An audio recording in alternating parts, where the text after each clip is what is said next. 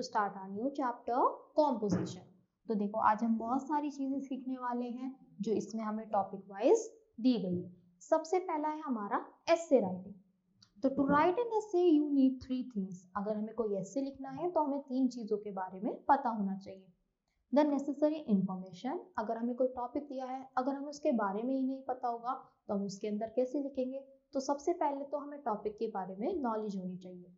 The ability to arrange the information in a suitable order, अगर हमें पता है तो हमें उसे करेक्ट ऑर्डर में भी लिखना आना चाहिए कि पहले ये लाइन है, इसके बाद ये आनी चाहिए और इसके बाद ये। The ability to express it clearly, अब हमें उसको ऐसे वे में एक्सप्रेस करना है कि सामने वाले को अच्छा लगे और उसे लगे कि हाँ इसने तो बड़ा अच्छे से लिखा है, सस्पेंस बनाया है। जैसे स्टोरी लिखते हैं, सस्पेंस बनाते हैं ताकि हम जो पढ़ने वाला है उसको इंटरेस्ट आता रहे और वो एंड तक उस स्टोरी को पढ़े। Main components of an essay, यानी कौन कौन से मेन पार्ट्स होते हैं एसे की। The paragraph which was begin your essay is called introductory paragraph, यानी जिससे हमारा जिस पैराग्राफ से स्टार्ट होगा उसको हम इंट्रोडक्टरी पैराग्राफ बोलते हैं। उसमें हमें क्या करना है, सिर्फ टॉपिक से रिलेटेड इंट्रोडक्शन देना है, यानी उसी को बारे में हमें एक्सप्रेस करना है कि हमारे टॉपिक का मतलब ये है। तो पहले ग्राफ में तो बस हमें यही करना है। फिर सेकंड आता है the body of an essay comprises of 2 or more paragraphs. Each paragraph should explain a separate idea related to the topic. फिर आता है बॉडी, उसको हम 2-3 पैराग्राफ में एक्सप्लेन कर सकते हैं और एक पैराग्राफ एक ही चीज से रिलेटेड होना चाहिए। जैसे हमने पहले में तो इंट्रोडक्शन दे दिया, अब हम उसके एडवांटेजेस बता सकते हैं। तो एक पैराग्राफ में सिर्फ हम एडवांटेजेस लिखेंगे, दूसरे में हम उसके डिसएडवांटेज बता सकते हैं, तो दूसरे पैराग्राफ में सिर्फ वही रहेगा। और अगर उसके बाद भी आपको लिखना है तो थर्ड पैराग्राफ में और कुछ लिख सकते हो। The paragraph that comes at the end is the conclusion of your composition. अब आपको कंक्लूड करना है, चीजों को समेटना है जो आपने लिखा है और 1-2 लाइन में ही हमें फिनिश करना है। यानी अब आप बताओगे कि हमें अगर कोई चीज है तो इसको बचाने के लिए हमें क्या करना चाहिए। ट्रीज है, ट्रीज के बारे में बताया, हमें क्या क्या एडवांटेजेस बताई, क्यों जरूरी है, क्यों चाहिए, फिर डिसएडवांटेज बताए और फिर हमने क्या करा, उसको आखिरी में लिखेंगे कि हमें इनको बचाना चाहिए क्योंकि ये है। तो हम फिर सजेस्ट करते हैं लास्ट पैराग्राफ में। The concluding paragraph marks the completion of your essay. It should reinforce the main idea started in the beginning of the essay. यानी जो चीज स्टार्ट हुई है और एंड तक हमने लिखी है उसी को हम प्रिसाइज करके, छोटा करके आखिरी पैराग्राफ में डाल देते हैं। तो ये चीजें हैं जो हमें एसे लिखते वक्त याद रखनी चाहिए। तो यहाँ पे बहुत सारे टॉपिक्स दिए गए हैं, इनको आप पढ़ना और फिर इन पर खुद एसे लिखने की ट्राई करना।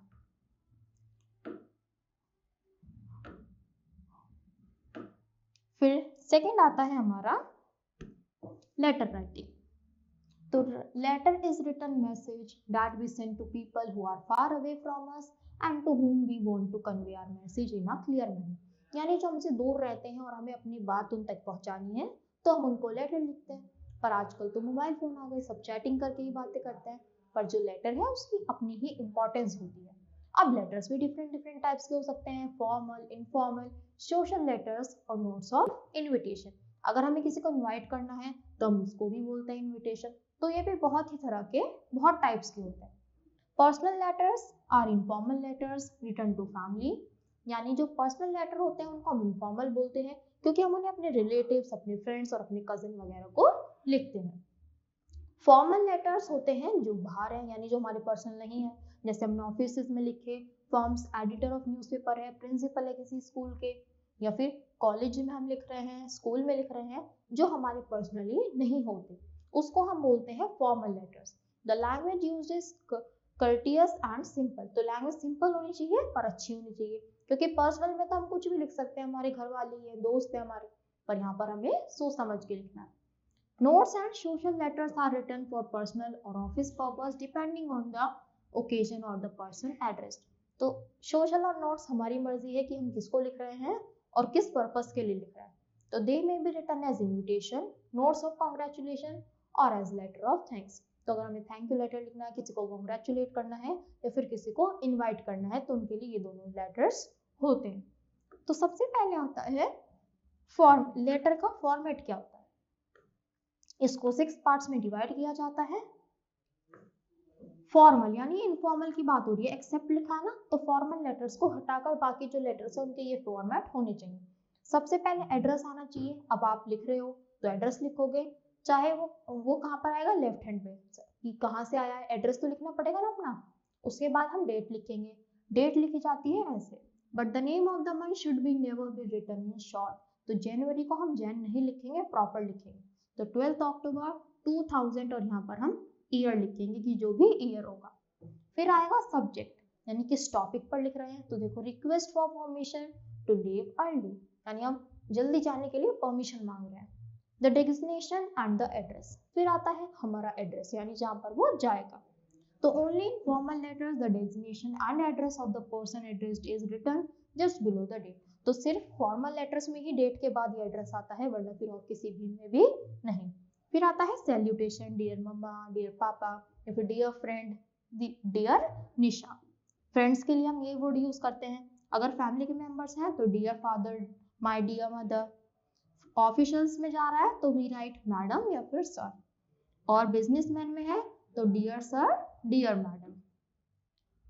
While writing informal letters, we do not write the name, designation and address of a person addressed, nor do we write the subject. तो अगर इनफॉर्मल है तो हम सब्जेक्ट वगैरह कुछ नहीं लिखते, क्योंकि हम अपने घर वालों को लिख रहे हैं और हम किसी से परमिशन वगैरह नहीं मांग रहे। फिर आता है बॉडी, यानी अब हमें वो लिखना है जो भी हमारा टॉपिक है उससे रिलेटेड हमें लिखनी है चीजें।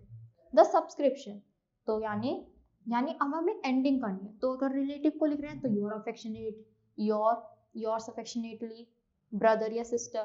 फ्रेंड्स को लिख रहे हैं तो your sincerely, your lovingly, your affectionately.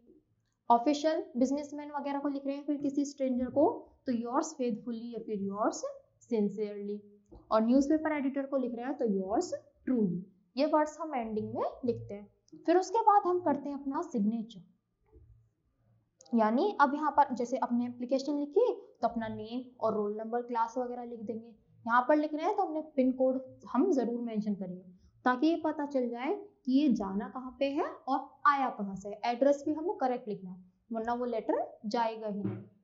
फिर इनफॉर्मल लेटर्स, तो व्हेन अ लेटर, देखो अब हमें इनफॉर्मल दिया गया है कि एक लेटर लिखना है। किसे लिखना है, seeking permission to go on educational tour organised by your boarding school. तो बोर्डिंग स्कूल है, वहां पर एक ट्रिप ले जाई जा रही है और उसके लिए आपको अपने फादर की परमिशन लेनी है। तो देखो एड्रेस लिखा, डेट लिखी यहाँ पर, फिर सैल्यूटेशन डियर फादर, फिर हमने लिखना स्टार्ट कर दिया। फिर उसके बाद हमने यहाँ पे वो दिया योर्स अफेक्शनेटली, और यहाँ पे हमने नेम लिखा। फिर फॉर्मल लेटर में हम क्या करते हैं, ऑफिशियल लेटर होता है, बिजनेस लेटर्स होते हैं, और हम न्यूज़पेपर एडिटर्स वगैरह को भी दे सकते हैं। ऑफिशियल लेटर में क्या होता है, एप्लीकेशन हो सकती है, हमें लेटर लिखना है गवर्नमेंट ऑफिशियल को, या फिर किसी न्यूज़पेपर को भी लिखना है।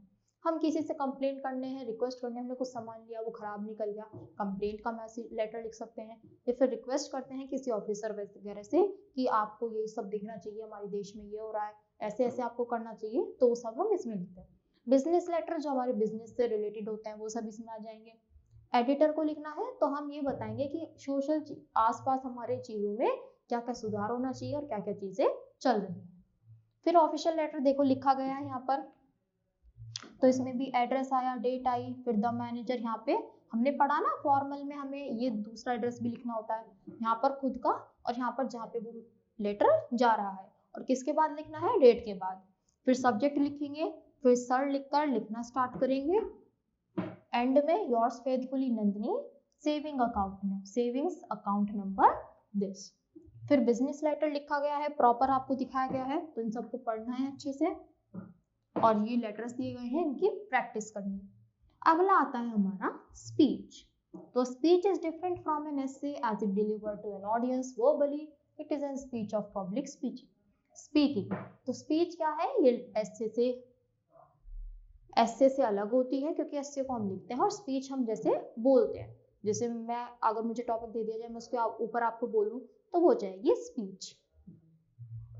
अब अगर हमें स्पीच को बनाना है, अब देखो हमें स्पीच राइटिंग भी आती है, तो हमें लिख कर दिखाना पड़ेगा, वहां पर तो हम नहीं बोल सकते एग्जाम में, तो हमें कौन कौन सी बातों का ध्यान रखना है। A speech should begin with the formal address to the audience and end with the formal thanks. For example, good morning everyone, today we are going to start, ऐसे हम स्टार्ट करते हैं, और फिनिश क्या करेंगे, thank you for being a wonderful audience. कि thank you, आप बहुत अच्छे थे, आपने बहुत अच्छे से सुना। तो ऐसे हम स्टार्टिंग करते हैं और ऐसे एंडिंग। बहुत ही फॉर्मल सा ओपनिंग होना चाहिए और बहुत ही फॉर्मल सा ending. The tone of a speech is less formal so it can be conversational. जो हमारी बोलने का तरीका है वो अच्छा होना चाहिए ताकि सामने वाले को भी अच्छा लगे कि हाँ ये बहुत ही पोलाइटली हमें समझा रहा है। The speaker can use rhetorical questions in his speech. For example, would you not agree with me? Or you must be aware of it. तो हमें बीच बीच में क्वेश्चन पूछते रहना चाहिए ताकि उनको भी लगे कि वो हमसे कनेक्टेड है और वो सब सुन रहे हैं। The content of the speech should be supported by various examples and anecdotes, quotes और data. तो हमें बहुत तरीके, जैसे हम कुछ बोल रहे हैं हिंदी में स्लोगन वगैरह बोल सकते हैं, ऐसे ही हमें बीच में चीजों को रिलेट करके हमें समझाना है। The conclusion should be effective and create an impact on the audience. अगर आपको जो conclusion है वो आपको इतना अच्छा देना है ताकि उसका असर ऑडियंस पर भी पड़े और वो उसके बारे में सोचने पर कि हाँ उसने ऐसा बताया तो हमें भी ऐसा करना चाहिए। तो बिल्कुल अच्छे से समझाओ ताकि जो सामने ऑडियंस बैठी है वो पूरी तरीके से खुश हो जाए।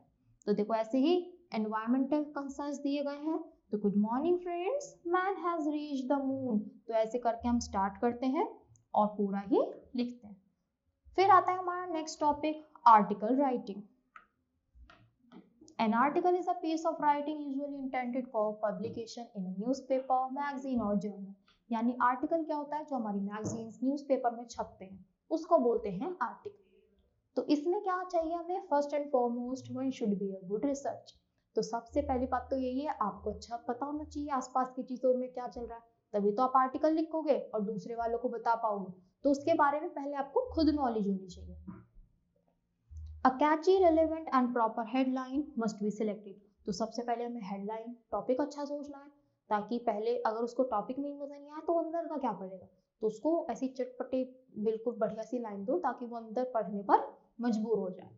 An article should essentially consist for at least 3 paragraphs. The first paragraph is the introduction. तो ये 3 पैराग्राफ होते हैं। सबसे पहला होता है इंट्रोडक्शन। तो जो टॉपिक है उसमें हम अच्छे से एक्सप्लेन करेंगे, यानी इसके बारे में ही बताएंगे। सेकेंड आता है main body of the article. अब आपको बताना है उसकी अच्छाई, उसके फैक्ट्स, इसमें हमें क्या क्या पता चलता है वो सब आपको इसमें समझाना है। फिर आता है थर्ड पैराग्राफ जिसको हम बोलते हैं कंक्लूजन ऑफ द आर्टिकल। यानी अब आपको अपनी जो भी अपनी चीज बोली है उसको ब्रीफ समरी में आपको कलेक्ट करके बताना है। जो ऊपर तक चला उसी को छोटे वर्ड्स में बिल्कुल ब्रीफली करके समेटना स्टार्ट करना है। फिर आता है proof read the article and check grammatical और स्पेलिंग एरर्स। आपने लिख दिया तो फिर आप चेक करो कि कहीं पे मैंने ग्रामर मिस्टेक तो नहीं कर दी, इसकी जगह वॉस तो नहीं लगा दिया, तो ये सारी चीजें ही चेक करनी है। While writing an article for a newspaper or magazine, the name of the writer is also mentioned after the heading right in the beginning or at the end. अगर हम मैगजीन और न्यूज़पेपर के लिए लिखते हैं article तो हम नीचे अपना नेम भी लिख देते हैं ताकि पता चल जाए कि हमारा नेम ये है। तो चाहे स्टार्टिंग में लिख सकते हैं चाहे एंडिंग में। तो ये थे हमारे आर्टिकल। फिर आता है हमारा summary writing. A summary or précis is the shortened form of a passage. अब देखो हमें एक क्या दिया जाएगा, पूरा ही पैराग्राफ है या फिर हमारा चैप्टर हो गया इंग्लिश में, तो बोलते हैं ना कि मैम समरी लिख के लाना। तो यानी हमने उस स्टोरी को, जो इतनी लंबी स्टोरी थी उसको हमने शॉर्ट करके एक छोटा सा समरी बना लिया ताकि हमें याद रहे हाँ ये इसमें मेन पॉइंट्स थे। तो good summary should be complete in itself. तो एक अच्छी समरी वही होती है जो छोटी तो है उसके साथ पर कंप्लीट भी है। It should be able to convey the ideas expressed in the original passage. So the reader who does not have enough time to read the original one should have no trouble getting the message. यानी उसमें सभी ideas वो include होने चाहिए ताकि अगर किसी के पास टाइम नहीं है ओरिजिनल पढ़ने का तो वो कोई भी पॉइंट मिस ना कर पाए। तो कुछ चीजें हैं जो हमें याद रखनी है। A summary should be brief, छोटी होनी चाहिए, क्लियर और प्रिसाइज होनी चाहिए। There shouldn't be a number of disjointed simple sentences. यानी हमें छोटा लिखना है पर बिल्कुल करेक्ट लिखना है। A good summary should give ideas, facts or points in the order in which they appear in the original. कि जिस ऑर्डर में था उसी में लिखते जाओ कि अच्छा पहले ये हुआ फिर ये फिर ये फिर ये फिर ये। अगर ऑर्डर सही होगा तो वो और अच्छी बात है। The original passage may contain pieces of conversation. When you summarize it, all the sentences given in the direct speech should be changed into indirect. तो देखो जो मेन होता है उसमें तो डायरेक्ट रहता है, पर अगर आप समरी लिख रहे हो तो उसमें आपको इनडायरेक्ट में लिखना है। Also note that a summary shall not contain points not mentioned in the original. तो जो ओरिजिनल में नहीं है और आपने इसमें लिख दिया तो वो तो लिखना ही नहीं है, जो चीज उसमें है सिर्फ वही लिखनी है। तो देखो अब यहाँ पर जो ये रूल्स थे इनसे प्रैक्टिस करनी है, और जो ये सब आपको टॉपिक्स दिए गए हैं ये पहले इनको पढ़ना, जैसे ये दे दिया, और फिर उसके ऊपर स्टोरी लिखनी है। तो इसी के साथ ही यहीं पर फिनिश होता है। आई होप बच्चों आपको जो सभी टॉपिक्स थे, एसे, लेटर राइटिंग, एप्लीकेशन, सभी चीजें अच्छे से समझ आएंगी। तो सब पर अच्छे से प्रैक्टिस करना, अच्छे से एक्सरसाइज करना और अच्छे से अच्छे मार्क्स लेकर आना। तो आज के लिए इतना ही, थैंक यू।